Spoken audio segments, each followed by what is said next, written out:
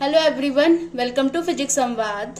तो जो हमारा नेक्स्ट टॉपिक है वो है कॉम्बिनेशंस ऑफ सेल्स क्या होते हैं। ठीक है, तो जैसे अभी आपने लास्ट चैप्टर में पढ़ा था कि सीरीज कॉम्बिनेशन, कंडक्टर्स का और पैरेलल कॉम्बिनेशन, इसी तरह अब हम क्या पढ़ेंगे, कॉम्बिनेशन ऑफ सेल्स, जो कि 3 टाइप्स के होते हैं। फर्स्ट वन है आपका सीरीज कॉम्बिनेशन क्या होता है, ठीक है।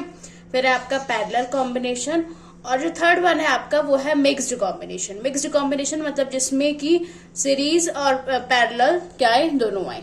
ठीक है, तो सीरीज कॉम्बिनेशन ऑफ सेल्स क्या होते हैं। सीरीज कॉम्बिनेशन ऑफ सेल्स में क्या करते हैं हम कि हम फर्स्ट सेल के नेगेटिव पॉइंट को, ठीक है, सेकेंड सेल के पॉजिटिव टर्मिनल से ऐड करेंगे। फिर सेकेंड सेल के नेगेटिव टर्मिनल को हम अगेन थर्ड सेल के पॉजिटिव टर्मिनल से क्या करेंगे, ऐड करेंगे। और फिर हम थर्ड सेल के नेगेटिव टर्मिनल को हम किससे ऐड करेंगे, बी पॉइंट से ऐड कर देंगे। और फिर उसको हम की से ऐड करेंगे।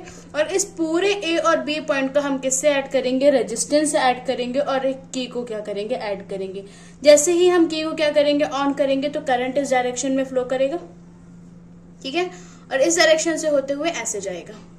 इसमें जो ईएमएफ है टोटल सेल्स का, वो क्या होगा, हर एक सेल का जो ईएमएफ है वो कैपिटल ई ही रहेगा, जो कि इस डायरेक्शन में होगा। ठीक है, और यदि हम इसमें total resistance of the circuit निकालेंगे, ठीक है, तो इन जो नंबर ऑफ, सपोज करिए कि आपने नंबर ऑफ सेल्स को क्या किया हुआ है, ऐड किया हुआ है यहाँ पे। ठीक है, तो total resistance of the circuit क्या हो जाएगा, आर प्लस एन आर।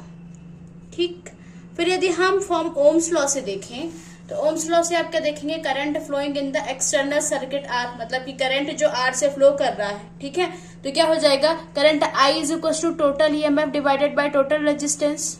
ठीक है, अब टोटल ईएमएफ क्या हो जाएगा, एन ई हो जाएगा, मतलब जितने भी नंबर ऑफ सेल्स हैं उनका क्या होगा, इलेक्ट्रोमोटिव फोर्स, तो एन ई हो जाएगा, डिवाइडेड बाय टोटल रेजिस्टेंस क्या होगा, आर प्लस एन आर।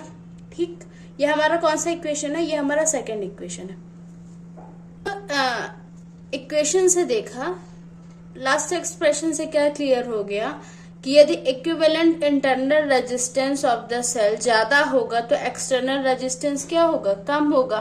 ठीक है, मतलब कि जो एन आर है वो ग्रेटर देन है किसके, आर के।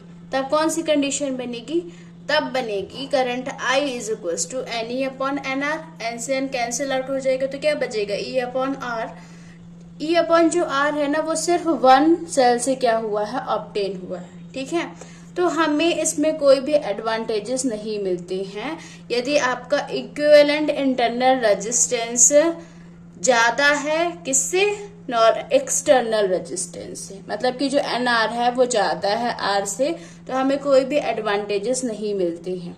ठीक है, जो हमारा सेकंड केस है वो क्या बोल रहा है, यदि आपका एक्सटर्नल रेजिस्टेंस है ज्यादा है किससे, इक्विवेलेंट इंटरनल रेजिस्टेंस से, तब इसका फॉर्मूला कैसे बनेगा, I is equal to N e कितना होता है, टोटल जितने भी सेल्स में इलेक्ट्रोमोटिव फोर्स होता है डिवाइडेड बाय कैपिटल आर, जो कि नियरली है। तो आप इसे कैसे भी लिख सकते हैं, N into current obtain from one cell. ठीक है, तो यदि जो कैपिटल आर है वो ग्रेटर देन है एन आर की। कैपिटल आर क्या है, आपका एक्सटर्नल रेजिस्टेंस है, ज्यादा है किससे, इंटरनल रेजिस्टेंस से।